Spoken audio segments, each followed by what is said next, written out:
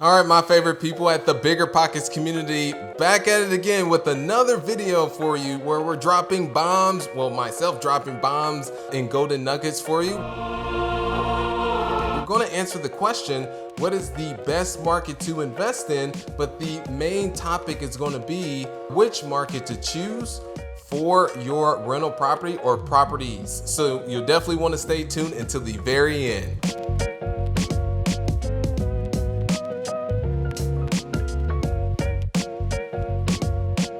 All right, those of you on the YouTube, you know the next steps. Hit that subscribe button as well as the notification bell. That way you can be informed moving forward. And name is Sterling White. If you're just now coming across me, check out episode on the BiggerPockets podcast 308 just to get more of a background on me. Let's go ahead and get into the very first point here with answering the question, what is the best market to invest in, which is a pretty common question.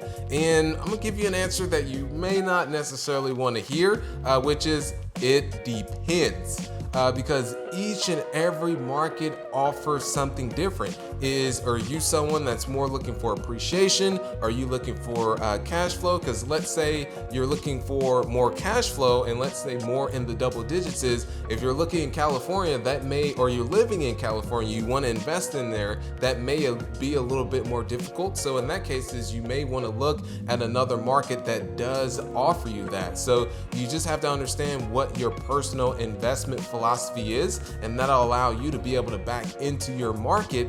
And then from there you'll want to understand that, okay, these are the actual property types that I want to invest in, and then also neighborhoods, because there are, let's say, neighborhoods that aren't the greatest that offer a higher return, or if you're willing to accept maybe even more so a lower return, then you may want to go with a newer property in a more desirable location. So it really does come down to your investment philosophy, and then you can back into what market you want to go into. And then even on the market level is, in essence, a sub-market is, okay, what are the types of neighborhoods that I want to invest in? So these are some key indicators that you'll want to look for in a particular market. And one that I truly focus on is, the first is just population growth.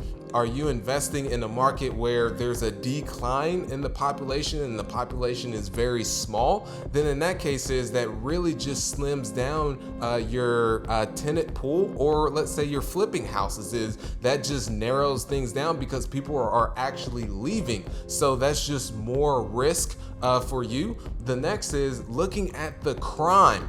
And there's a variety of sources that you can use. There is spotcrime. It's either .com or .org that you can use, or just simply calling the local police department, and they'll be able to pull a report for you. Some will be able to go back further than others of the years, because I'll give you a prime example. When doing the due diligence on a particular multifamily property that was an apartment, it was 80 units, is called the police department and asked them what crimes were on that specific property.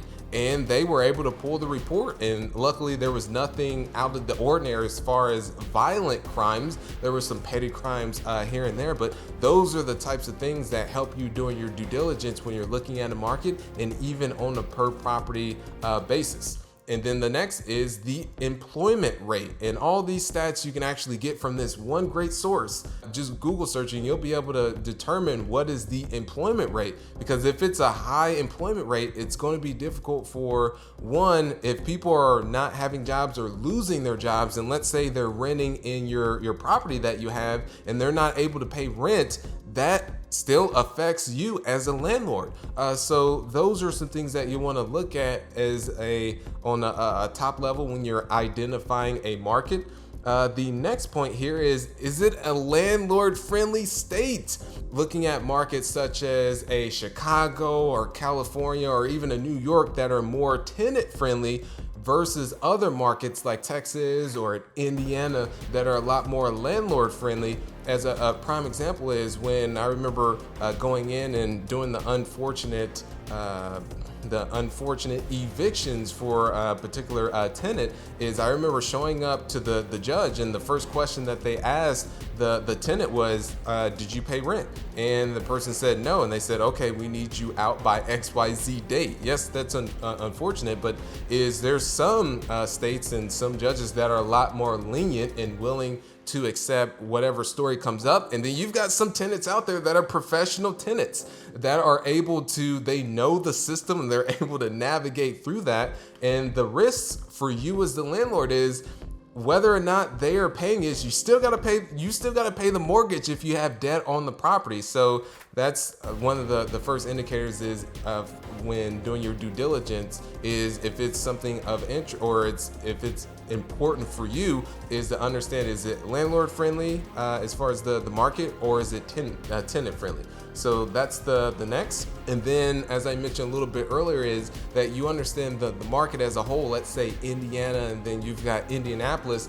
Then you want to dial down even further until the actual neighborhoods, looking at what's the median income, what are the schools, and this is one overlooked thing that some people make is that they're willing to invest in some of these neighborhoods that you're able to get a higher return, but you have to actually consider is the risk involved with that. So let's say you buy a property in a neighborhood that the schools aren't the best, is putting yourself in the tenant shoes and the resident shoes is that they're more likely they're just living there very short term because they want to be, especially if they have a family, in a place that has more desirable schools. That way they can put their kids through more desirable schools. So these are all the factors that you'll want to look into. Those are all the points that you'll want to look for when you're identifying a market to purchase property or properties in, and then just answering the question is, what is the best market to invest in? Because that is a personal question, and really assessing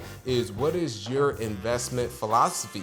We'd like for you to all the comment below is what markets are you actually investing in, and what are some metrics that you also look for when you're doing your due diligence on the market. Would love to hear from you. I appreciate you all so much, and one thing is, don't ever hesitate to reach out to me. I'm on Instagram. You can slide into the DM, which is direct message, just in case you're wondering.